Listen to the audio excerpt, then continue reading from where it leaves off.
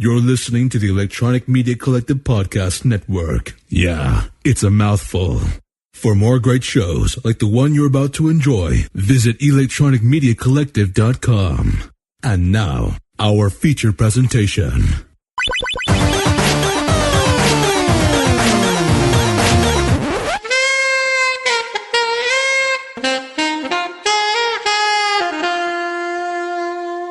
Welcome to the Grawlix podcast. This is Grawlix Nights, our interview series. And today or tonight, I guess you could say, we are joined, we being me, are joined by Vince Dorse, who is the creator of, amongst other things, the Untold Tales of Bigfoot. How's it going? It's going all right. How's it going with you? Oh, pretty good, pretty good. Obviously, I don't have the other co-hosts here. It's just me and Vince. But we're going to talk about Bigfoot and his Kickstarter and a couple of other things. So first, you're a freelance, I guess, illustrator might be the best way. I was looking up information, for this interview and checking up on me. Yeah, I was doing a background check, running numbers. You've done a lot of work, a lot of different things. Like, what did I come across? Morales, a card. Oh yeah, you did I've done some games. Yeah, some game illustrations. Mm-hmm. Yeah. I just did another game with that same guy, based on agility competition for dogs. It's the game's called Agility, and actually I think that was kickstarted just late last year, and it should be out now. And obviously, with the focus of Grawlix podcast, the main thing we'll talk about is your webcomic, which we talked about way back in episode 3. Yeah. We kind of recommended it to people, and Untold Tales of Bigfoot. Before we get too much into Bigfoot specifically, was that your first foray into doing an ongoing webcomic? Yes, it was my very first. What led you towards webcomics? Oh, I had some illustrator friends. Pat Lewis, actually, he's an illustrator. He has his own webcomic, or he had his own webcomic. He works for Highlights for Kids. And, I was always looking at his stuff, and he was doing a lot of comics, even just as personal work, not even just for assignments, but for personal work. And it looks like so much fun. And I hadn't really done anything formalized like that. So I thought, it would be a fun experiment, something to play around with. And I had some story ideas, and I thought it was the perfect way to experiment with that. What inspired the characters of Bigfoot? I guess what inspired you to go with Bigfoot, and then also a tag on, like, where did Scout come from? I had done some sketches. Bigfoot was a sketch that I drew, specifically to draw a Bigfoot. And I looked at him just for fun. I looked at him and I thought that he would be fun to write a story for. And I guess the fact that at the time I was spending most of my days here, I was spending here alone in this cave drawing pictures, not really talking to a lot of people, stomping around with my size 14s. And I thought I could relate to this guy. I could do a story about this guy. But Scout is really an amalgam of a couple of animals. My first and only, puppy I had when I was a kid. He had the long ears, the floppy ears, and the big nose.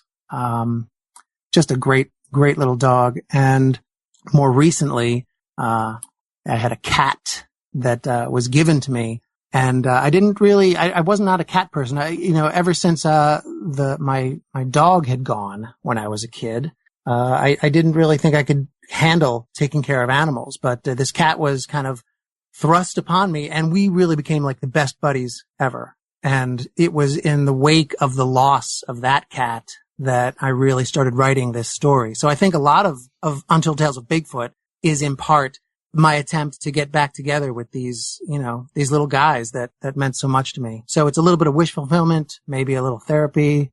Oh, interesting. Untold Tales of Bigfoot has a lot of heart, so it's interesting to hear that it comes from kind of that emotional place. Yeah, I think when I first started it, the jokes were a little more broad. There was a little more, I guess I was going for sort of a gag thing early on, kind of, even though I knew it was going to be long form. But really, the more I worked on it, the more of myself I started pouring into it, and it really made it personal. And I think that's what worked for me. So, Bigfoot, any thoughts on the existence of Sasquatch? A lot of people ask me this. I think I'm no authority, but I guess I choose to believe that almost anything is possible because mostly I choose that because it's more fun.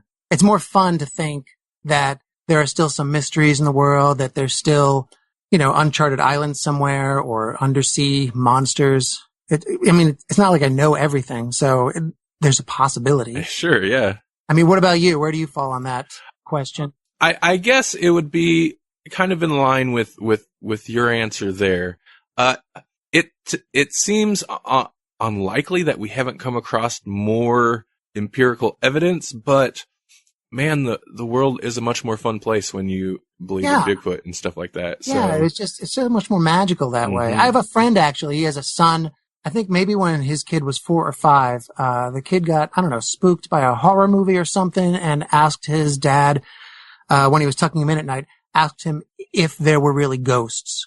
And I guess the easiest answer would have been no, because that puts the kid at ease and lets him go to sleep. But my friend said when his son asked him the question, he thought to himself, he's like, well, what do I know? Maybe there are. Maybe there's ghosts in the room right now. I don't want to lie to this kid and then face some sort of cosmic retribution. So I think he ended up saying something like, nobody knows for sure if there are ghosts or not, but if there are, they're not interested in hurting you and they may just be family visiting you and watching over you. And I think that answer, it's the long way around, but it's a lot more entertaining, I think, than no. Yeah. So I kind of like thinking of things like that. How long have you been working on Untold Tales of Bigfoot? I could be wrong, but I want to say 2012 maybe when the comic went up. Yeah, 2012 it went up, and that first book ran a little over 2.5 years, I think. And then I started posting shorts, but it's been on a little bit of a hiatus because I'm prepping it for print, and that is a lot more work than I thought it would be. But I still try to put something up every once in a while, but once this printed version hopefully gets out, I'll be able to go back to some more regular posting. For the physical book, you've tweaked some of the artwork and you've added some pages and a whole new character. Do you want to talk a little bit about that? I guess, yeah. The new stuff, I think there's about 10 pages or so extra, and they're either, expanded scenes or characters that I thought I didn't give enough time to when I first posted them online, or like new scenes that help tie different parts of the story together. I think it's just me tweaking the story to make it a little stronger.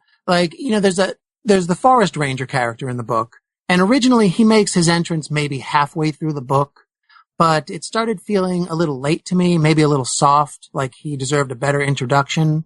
So I went back, and a couple of the new pages are me bringing him into the story a little earlier, setting up his character a little better, and also introducing another ranger character who is probably going to be a big part of book 2. So it's stuff like that, and it's stuff like the mountain lion battle, which originally was maybe like a page and a half, maybe a couple pages online. And I think when I was posting it online, it was a weekly thing. So, maybe 2 or 3 weeks would go by and I would think, I got to get off this mountain lion thing. But when you go back and look at it as a whole, it just zips by. It just flew by too quickly. So I added a few more pages of, some bloodthirsty brawling to give it a little more weight.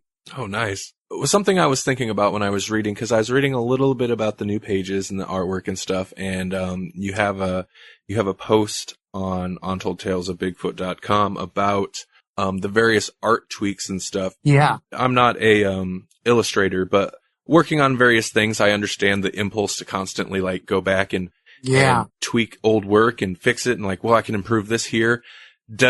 Now that you're putting it out in a physical book, does that feel like you can stop messing with it, or are you still going to be tempted to go back and mess with the online version? The urge to tweak things is really strong in me. It's a constant thing. I actually, before this call, I was working on one of the pages of the book. I was just going over it and thinking, this could use a little tweak.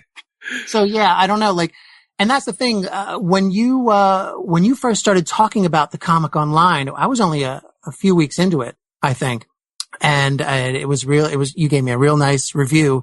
And even back then I was going back over the pages and just nudging things to the left or right or messing with the design. So, I said this recently, there really hasn't been a solid definitive version of this story yet, that hasn't been altered and tweaked and changed. And I think that this physical book, this printed book, I guess that will be the final definitive version. And that actually drives me crazy. I know that I should probably relax and realize, well, now I can't tweak it. So just relax. But I know in like a month after I print it, I'll look at it and think, that thing right there. I should have changed that.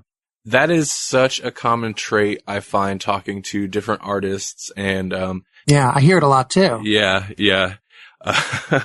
Well, I think hopefully if you're constantly growing or changing and getting better at what you do, or at least changing your style around, the old stuff is probably not going to continue satisfying you forever.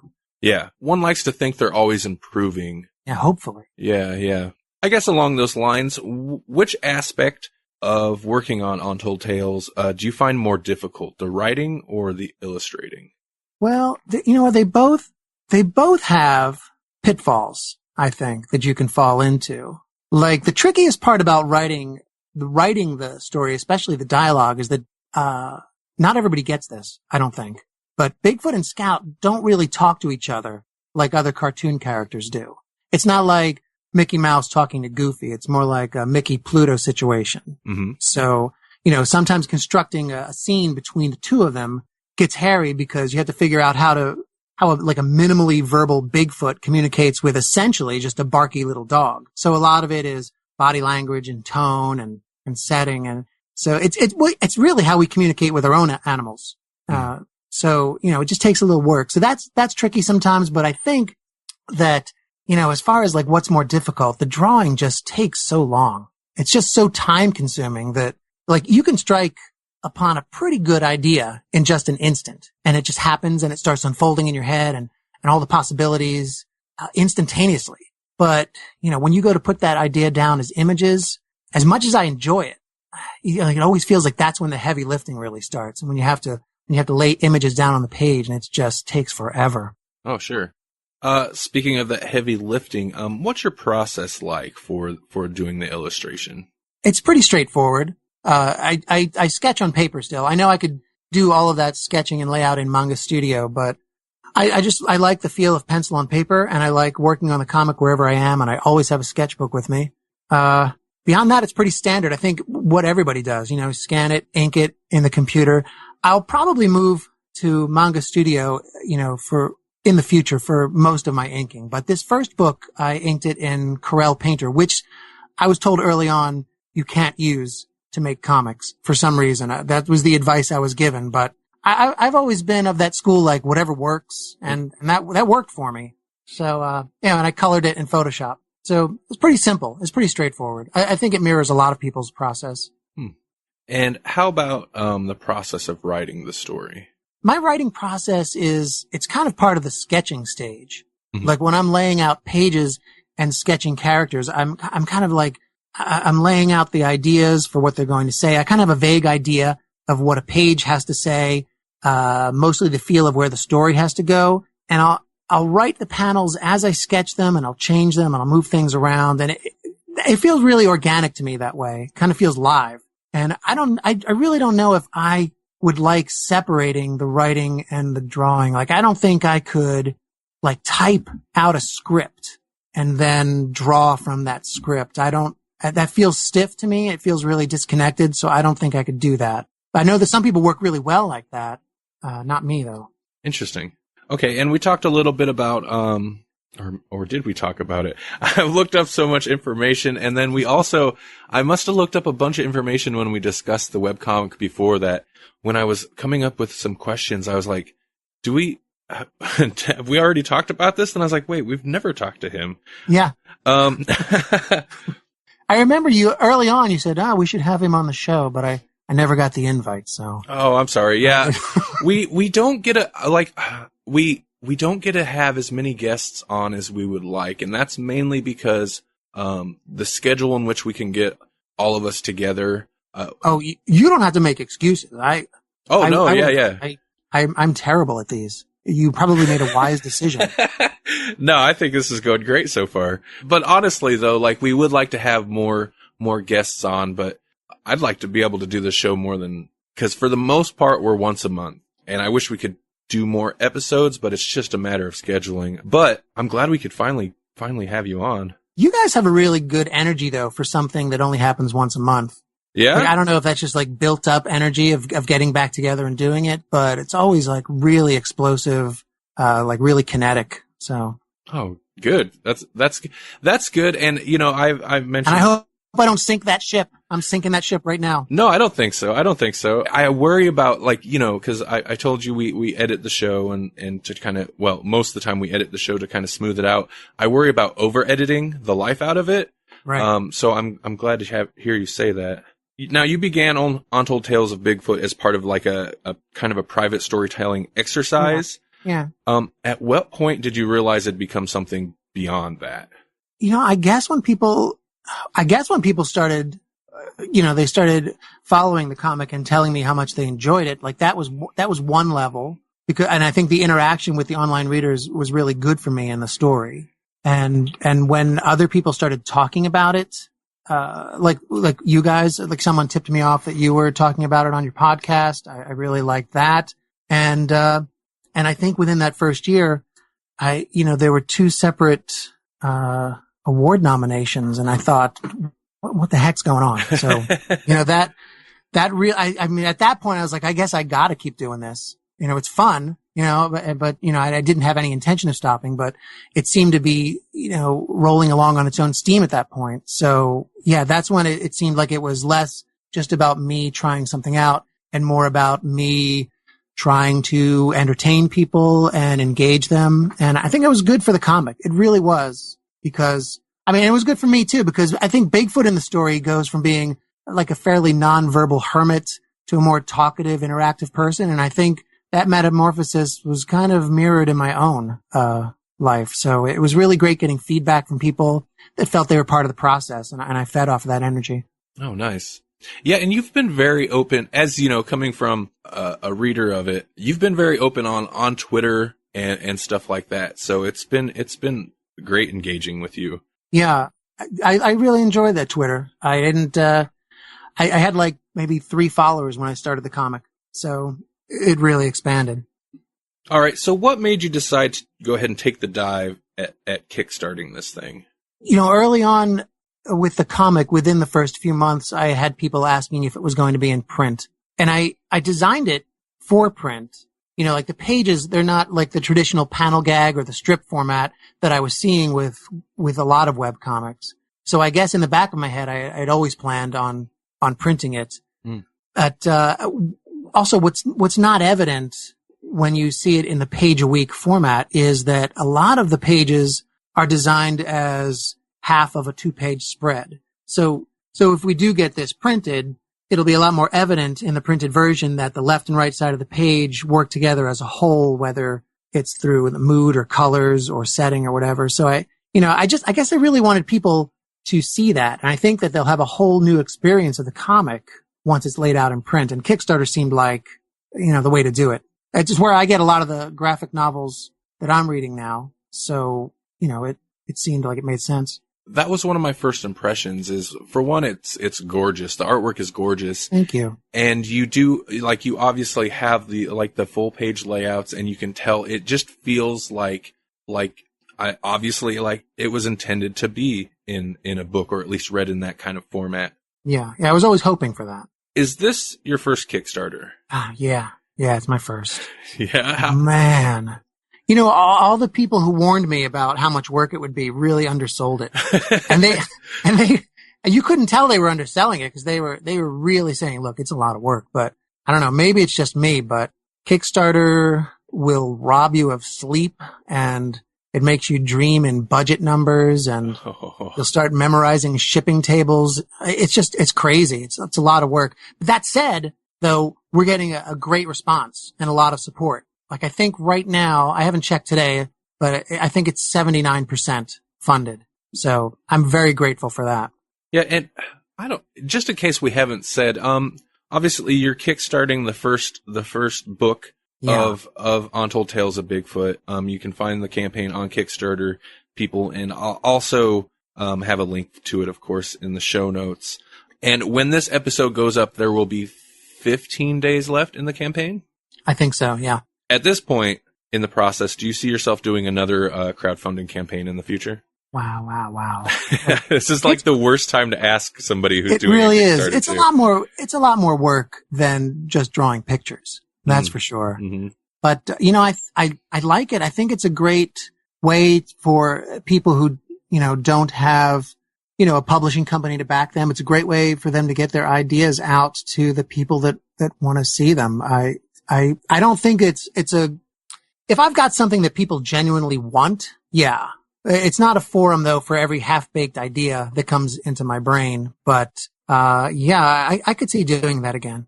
We should talk a little bit about some of your rewards tiers for the Kickstarter, because Melanie and I were looking through it, and I was impressed and kind of blown away by the amount of and these copies of the book will have an ink drawing, and then I'll send you a caricature, and I'll send you a drawing of this, a lot of extras, and a lot of them, I'm assuming, includes some hand cramping on your behalf. Yeah. I kind of started noticing that after I started setting up the tiers. I thought, wow, that is a lot of drawing, but that's what I do. All day long, I'm drawing anyway. I figured I might as well put it to use. So yeah, there are some tiers where, I'll ink a drawing in your book, Bigfoot or Scout or something like that.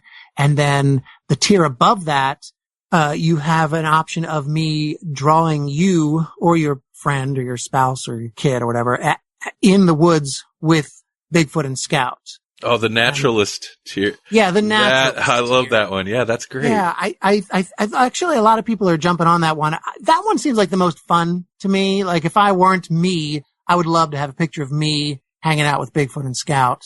And beyond that, I think I'm also offering at least 2 tiers where, in addition to the ink drawing in your book and the caricature of you in the woods with Bigfoot, you could also get a commission. Just, I will draw any single character that you want. So yeah, there's a lot of drawing, in my future for this. yeah, I imagine. But I love it. I love doing it. So, I'm hoping that people will jump on those. I really enjoy it, and I don't mind cramping my hand for that reason. Now, could you talk a little bit about this cross promotion with Sidekick Quests? Because this is a great idea, and I'm sure maybe other people have done this before, but I don't think I've ever noticed this myself. You know what? I've noticed that, sometimes I will get updates for Kickstarters that I'm backing, and the update will be, hey, everybody, we're doing great. We're at, 80%. While you're out there on the web, take a look at my friend's Kickstarter, who is, I think you'll enjoy that too. I've seen that all along. It's kind of a real, everybody's in this together sort of feeling, and I've always enjoyed that. And James Stowe, whose comic is Sidekick Quests, it's kind of a role-playing based comic.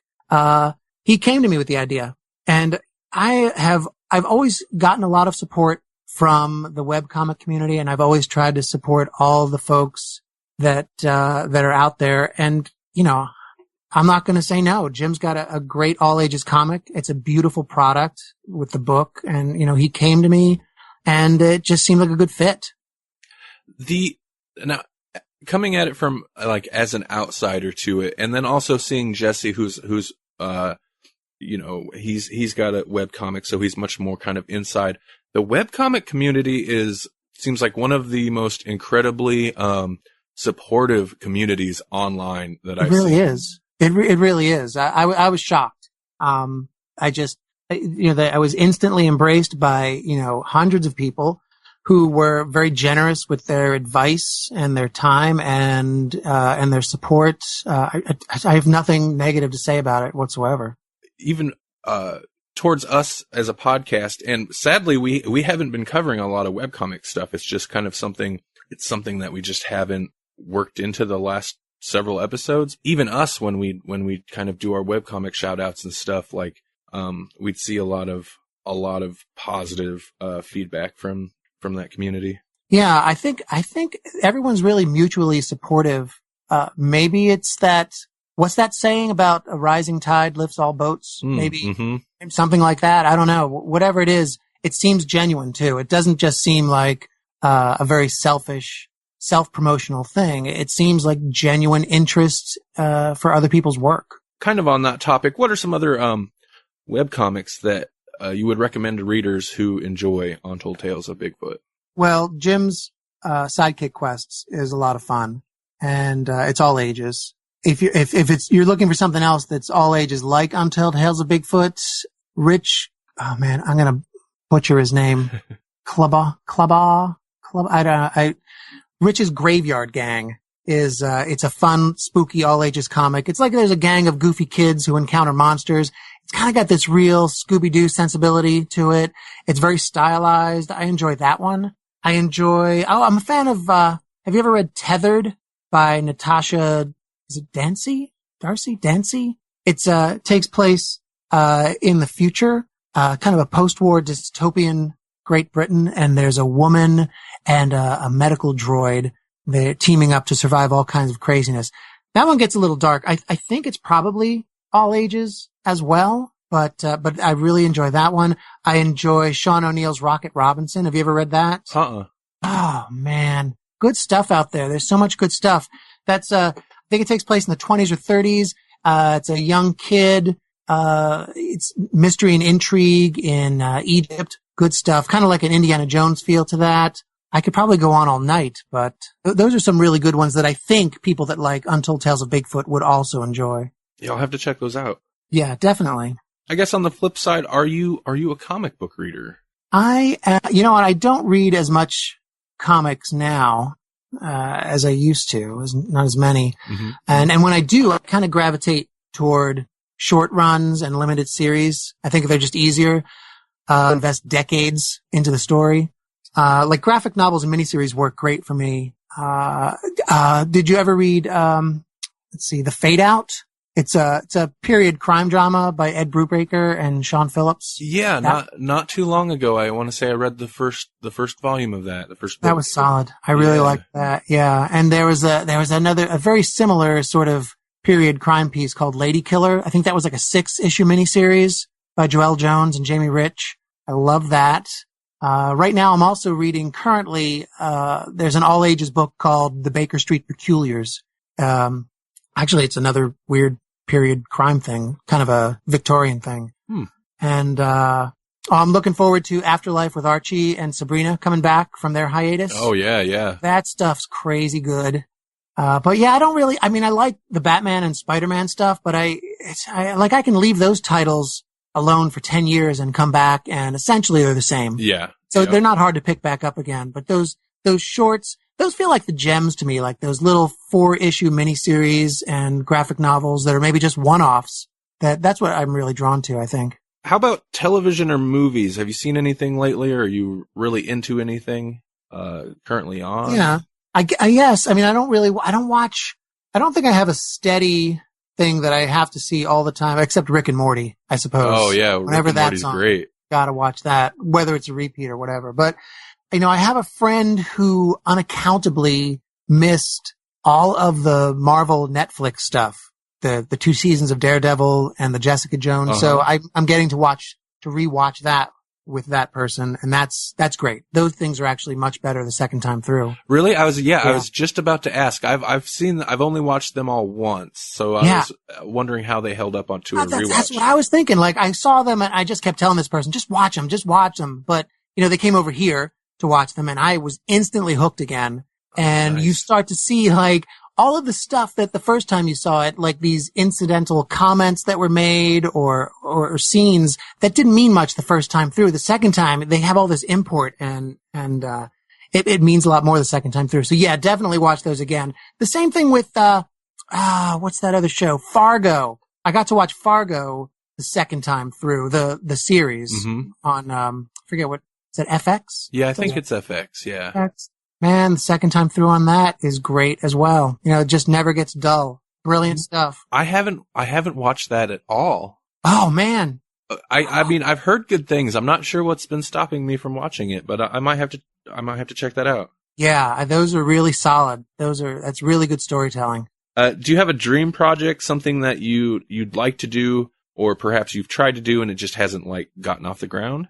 Well, of course, I'd love to do another long form Bigfoot story. I've got another story in the outline stages that I would love to do. You know, that first book, Untold Tales of Bigfoot, book 1 was really, it kind of explored Scout's journey. And I really think that I'd like to give Bigfoot a little more page time. Oh, So nice. there's that. But other than that, I would love to have the time to get more, you know, like short comics and other stories, like especially some spooky stuff. I have a ton of spooky stories that I would love to put down on paper and collect those. But, you know, it's just so much time.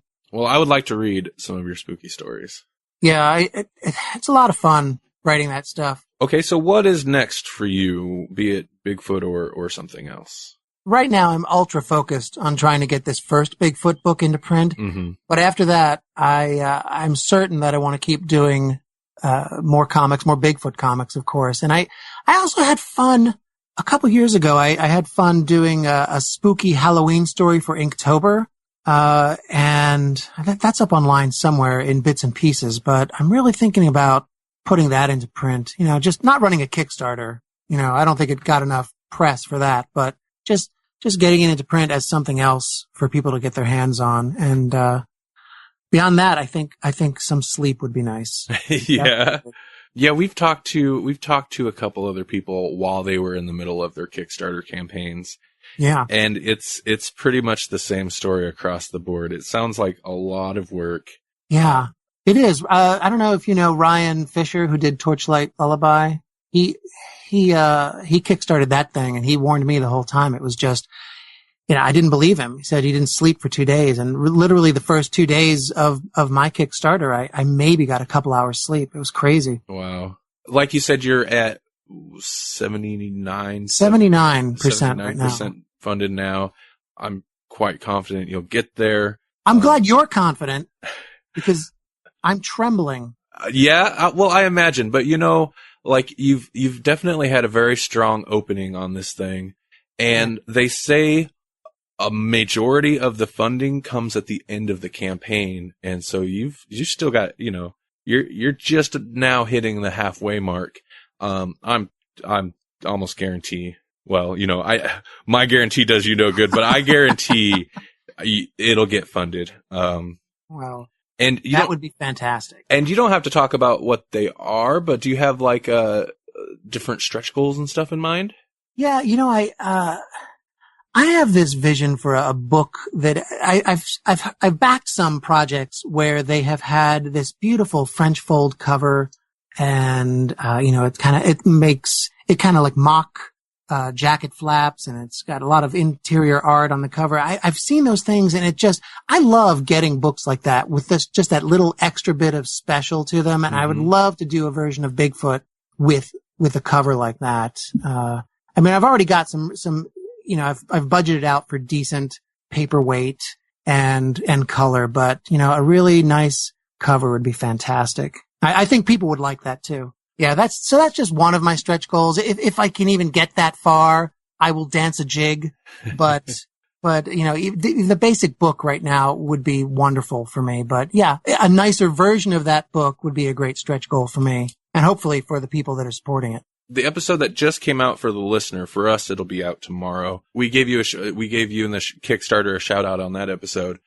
And we kind of joked a little bit. It's like, why did it take so long to get this book out? Because when we first talked about it, and it plays into exactly what you were saying, is people right away were like, this looks great. This would make a wonderful book. When I seen you were doing a Kickstarter, I was just thrilled because it is like, the story is fantastic and engaging. The artwork is wonderful. This needs to be a book. So I was just thrilled when I seen you were actually doing the Kickstarter for it. There's actually a really good reason why it took so long. Beside me going back and tweaking the art and the writing, there was a point where it was almost a full year where this particular book was in the hands of a few different publishers who were considering it. And, it was one of those things where we really enjoy this story and we love your artwork. Let us take it to a pitch meeting and see what we can do. And it went around the horn so many times. And it was always, there's going to be a delay here and a delay there. And it was almost a full year before, for whatever reason, none of that worked out. So I probably, if I hadn't gone that route to begin with, the Kickstarter might have begun earlier. Mm-hmm. But I thought I might as well give it a shot. Well, and maybe that's just kind of how the publishing world works. I don't really know anything about it, but it's crazy to me that a publisher wouldn't grab this and just jump on it. Yeah, well, like I said, it got a lot of favorable reviews from a lot of nice people in the industry. And, even that was almost nice enough. So even if they didn't publish it, the things they said about it were really encouraging. So, I feel like once it's out in printed form, maybe it will, gain a second life. I don't know. Maybe, I think a lot of people wanted it in book form that just haven't read it online. I have a friend who's a grade school teacher, and you would think that those kids would be all about viewing things online, but whenever she wears, one of the T-shirts, the Untold Tales of Bigfoot T-shirts, and they love the characters, they want to know, can I go buy a book somewhere? So maybe the book is a good thing, just getting it in print. Where can people find you online? I haven't updated it. I've been a little lax in updating it lately, but my regular portfolio site is just vincedorse.com. Mostly it's kind of children's illustration kind of stuff, but the comic stuff I toss. All the Bigfoot stuff is on untoldtalesofbigfoot.com. But I also started a Tumblr for random, like 1-pagers and 2-pagers, because every once in a while I would have the time to scratch some of those out. So vincedorse.tumblr. And if you're a glutton for punishment, I also have a process blog where I experiment with different stuff and I post the results. vincedorse.wordpress.com. Mm-hmm. I post everything from how I make comics to experimenting with Copic markers or trying out new software. I think I did a post on my writing process once. So if you're a process geek, it's probably a good place to visit. Mm-hmm. So I have a lot of fun with that. Yeah, your WordPress site is awesome. I was looking through that last night at specifically the post where you had done kind of a one-panel thing in the style of like a political cartoon. Oh, yeah. Yeah, that was for a local newspaper illustration. Yeah, I try to break that stuff down. And, not because I'm a genius or because I have all the answers, but I love reading through other people's process stuff. That's how I learn stuff now. And I figure if I can help people, avoid mistakes or learn a little bit, I'm all for that. Yeah, I found it fascinating, and you detailed like every step. You had the pencils, and yeah, I thought that was fantastic. I'm glad you liked it. Thanks for joining us, Vince. It's been great talking to you. Thank you. Thank you for the opportunity.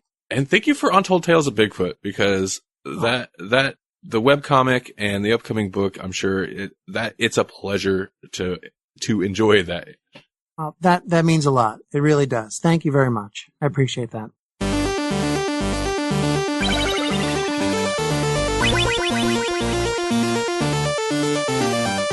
Thank you for listening to the Grawlix Podcast. The Grawlix Podcast is a production of Electronic Media Collective and Vocal Arrow Studios. This podcast is released under a Creative Commons Attribution, Non-Commercial, No Derivatives 4.0 International License. To hear more, visit grawlixpodcast.com, follow us on Facebook at facebook.com/grawlixpodcast, and like us on Twitter, twitter.com/grawlixpodcast.